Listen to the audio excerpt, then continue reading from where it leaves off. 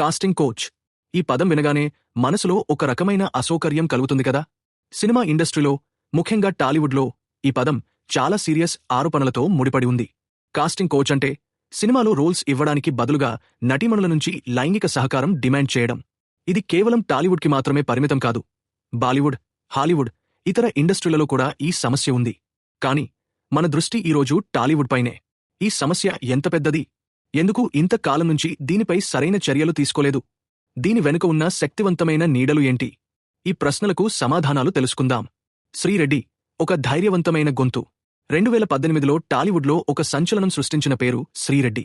ఆమె casting coach సమస్యపై బహిరంగంగా మాట్లాడడం, హైదరాబాద్లోని Telugu film chamber of commerce ముందు నిరసనగా బట్టలు విప్పడం, ఇది ఒక్కసారిగా టాలీవుడ్ని కుదిపేసిన సంఘటన. శ్రీరెడ్డి ఈ చర్య ద్వారా ఏం చెప్పాలనుకున్నారు? ఆమె స్వంత అనుభవాలను, ఇండస్ట్రీలో నటీమణులు ఎదుర్కొంటున్న లైంగిక వేధింపులను బయటపెట్టాలనుకున్నారు.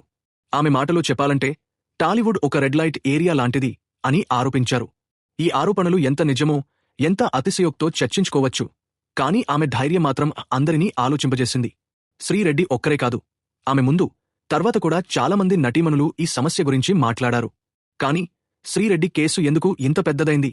ఎందుకంటే ఆమె పేర్లు చెప్పడం స్టార్ట్ చేశారు. ప్రముఖ నిర్మాత సురేష్ బాబు కొడుకు అభిరామ్ దగ్గుబాటి, డైరెక్టర్ శేఖర్ కమ్ముల, హీరో నాని, ఇంకా చాలామంది పేర్లను ఆమె ఆరోపణల్లో చేర్చారు. ఈ పేర్లు టాలీవుడ్లో పెద్ద సంచలనం సృష్టించాయి. కాని ఈ ఆరోపణలు ఎంతవరకు నిజమో, ఎందుకు ఈ కేసులు ముందుకు సాగలేదు? ఇక్కడే మనం శక్తివంతమైన వ్యక్తుల ప్రభావంపై దృష్టి పెట్టాలి. శక్తివంతమైన నీడలు. ఎవరూ ఈ రహస్యాలను కప్పిపుచ్చుతున్నారు? టాలీవుడ్ అంటే కేవలం సినిమాలు, గ్లామర్, హీరోలు, హీరోయిన్లు మాత్రమే కాదు. ఇది $1 బిలియన్ ఇండస్ట్రీ. ఈ ఇండస్ట్రీలో పవర్ ఉన్నవాళ్లు ఎవరు? పెద్ద నిర్మాతలు, డైరెక్టర్లు, హీరోలు, డిస్ట్రిబ్యూటర్లు, ఇంకా మీడియా హోస్ట్లు. ఈ వ్యక్తుల ప్రభావం ఎంత ఉందంటే ఒక ఆరోపణ వచ్చినా దాన్ని సులభంగా కప్పిపుచ్చగలరు. శ్రీరెడ్డి కేసులో ఇదే జరిగింది. ఆమె ఆరోపణలు చేసిన తర్వాత మీడియాలో ఆమెను విమర్శించడం, ఆమె వ్యక్తిగత జీవితాన్ని టార్గెట్ చేయడం జరిగింది. ఆమె చెప్పిన నిజాలపై దృష్టి పెట్టడం కంటే ఆమెను డిఫేమ్ చేయడంపైనే ఎక్కువ ఫోకస్ చేశారు. ఉదాహరణకు, శ్రీరెడ్డి అభిరామ్ దగ్గుబాటితో ఉన్న ఫోటోలను బయటపెట్టినప్పుడు ఆ ఫోటోలపై చర్చ కంటే ఆమె ఈ ఫోటోలు ఎందుకు లీక్ చేసింది అనే విషయంపైనే ఎక్కువ డిబేట్ జరిగింది. ఇక శేఖర్ కమ్ముల లాంటి డైరెక్టర్పై ఆరోపణలు వచ్చినప్పుడు ఆయన వెంటనే లీగల్ నోటీస్ పంపారు. ఇలాంటి సందర్భాల్లో ఆరోపణలు చేసిన వ్యక్తి ఒత్తిడికి గురవుతారు. కానీ ఆరోపణలు అంత ఈజీగా ముందుకు సాగవు. ఎందుకంటే ఈ ఇండస్ట్రీలో డబ్బు, పవర్, కనెక్షన్స్ మాత్రమే మాట్లాడతాయి. ఇండస్ట్రీలో సిస్టమాటిక్ సమస్యలు. కాస్టింగ్ కోచ్ కేవలం ఒక ఇండివిడ్యువల్ ప్రాబ్లం కాదు, ఇది ఒక సిస్టమాటిక్ ఇష్యూ. టాలీవుడ్లో నటీమణులు ఎదుర్కొంటున్న సమస్యలు ఏంటో ఒకసారి చూద్దాం. లోకల్ టాలెంట్ని ఇగ్నోర్ చేయడం. శ్రీరెడ్డి ఒక ముఖ్యమైన పాయింట్ రైజ్ చేశారు. తెలుగు నటీమణులకు కంటే ఇతర రాష్ట్రాల నుంచి వచ్చిన నటీమణులకు ఎక్కువ అవకాశాలు ఇస్తున్నారని ఆమె ఆరోపించారు. దీని వెనుక కారణమేంటి? లోకల్ నటీమణులు కొన్ని డిమాండ్స్కి సహకరించకపోవచ్చని ఆమె చెప్పారు. మినిమం ఫెసిలిటీస్ లేకపోవడం, సెట్స్లో నటీమణులకు డ్రెస్సింగ్ రూమ్స్, బాత్రూమ్స్, సరైన ఫుడ్ లాంటి బేసిక్ అవసరాలు కూడా అందుబాటులో ఉండవని చాలామంది నటీలు ఆరోపించారు. కోఆర్డినేటర్ల దోపిడీ.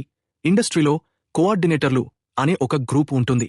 వీళ్లు నటీమణులను రిక్రూట్ చేస్తూ వాళ్లను దోపిడీ చేస్తారని ఆరోపణలు ఉన్నాయి. ఈ సమస్య డాన్స్ స్కూల్స్, యాక్టింగ్ స్కూల్స్ నుంచే స్టార్ట్ అవుతుందట. ఇవన్నీ చూస్తే కాస్టింగ్ కోచ్ అనేది ఒక ఇండివిజువల్ ఇష్యూ కాదు, ఇండస్ట్రీ స్ట్రక్చర్లోనే ఉన్న లోపం. ఈ సమస్యను ఫిక్స్ చేయడానికి సరైన రెగ్యులేషన్స్, గ్రీవెన్స్ రెడ్రెసల్ సిస్టమ్స్ అవసరం. శ్రీరెడ్డి నిరసన ఫలితాలు. శ్రీరెడ్డి నిరసన తర్వాత ఏం జరిగింది?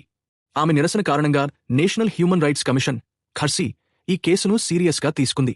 తెలంగాణ ప్రభుత్వానికి, ఇన్ఫర్మేషన్ అండ్ బ్రాడ్కాస్టింగ్ మినిస్ట్రీకి నోటీసులు జారీ చేసింది. దీని ఫలితంగా Telugu film chamber of commerce ఒక committee against sexual harassment CSH ఏర్పాటు చేసింది. ఇది విశాఖ గైడ్లైన్స్ ప్రకారం ఫార్మ్ చేయబడింది. అలాగే శ్రీరెడ్డిపై ఉన్న బ్యాన్ను కూడా ఎత్తివేశారు.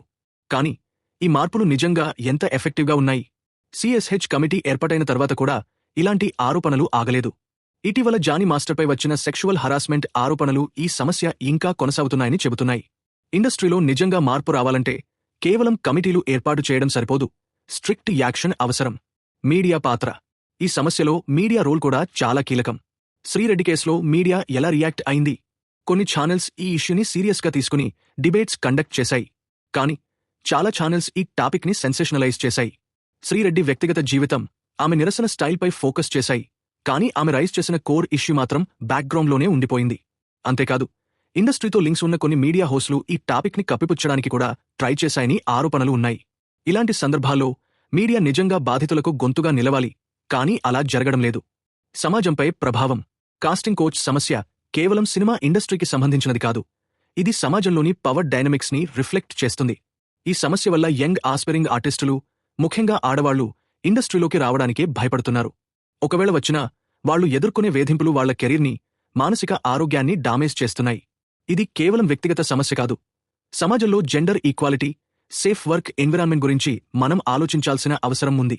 మార్పు ఎలా సాధ్యం? ఈ సమస్యను అధిగమించడానికి ఏం చేయాలి? కొన్ని సజెషన్స్ చూద్దాం. Strict regulations. ఇండస్ట్రీలో సెక్షువల్ హరాస్మెంట్ కేసులను డీల్ చేయడానికి స్ట్రాంగ్ గ్రీవెన్స్ రెడ్రెసల్ సిస్టమ్ అవసరం. సిఎస్హెచ్ కమిటీ లాంటివి ఉన్నా వాటి ఇంప్లిమెంటేషన్ సరిగ్గా ఉండాలి. Awareness campaigns. యంగ్ ఆర్టిస్టులకు వాళ్ల రైట్స్ గురించి అవేర్నెస్ క్రియేట్ చేయాలి. ఎలాంటి డిమాండ్స్కి సహకరించకూడదని వాళ్లకు తెలియాలి. Media responsibility. మీడియా ఈ ఇష్యూని సెన్సేషనలైజ్ చేయడం కంటే బాధితులకు సపోర్ట్ చేసేలా కవరేజ్ ఇవ్వాలి. Legal support. బాధితులకు లీగల్ సపోర్ట్ అందుబాటులో ఉండాలి. శక్తివంతమైన వ్యక్తులతో పోరాడడానికి వాళ్లకు ధైర్యం ఇవ్వాలి. అవుట్రో.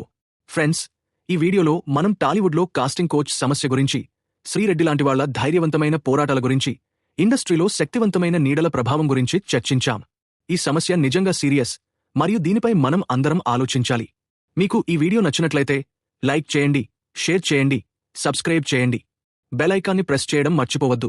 మా కొత్త వీడియోస్ మీకు మిస్ కాకుండా ఉంటాయి. కామెంట్స్లో మీ అభిప్రాయాలను తప్పక షేర్ చేయండి. ఈ సమస్య గురించి మీరు ఏం ఫీలవుతున్నారు? మీరు ఏమైనా సజెషన్స్ ఇవ్వాలనుకుంటున్నారా?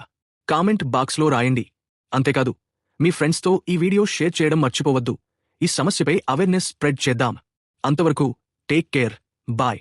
మళ్ళీ మరో ఇంట్రెస్టింగ్ వీడియోతో మీ ముందుకు వస్తాం. జై హింద్.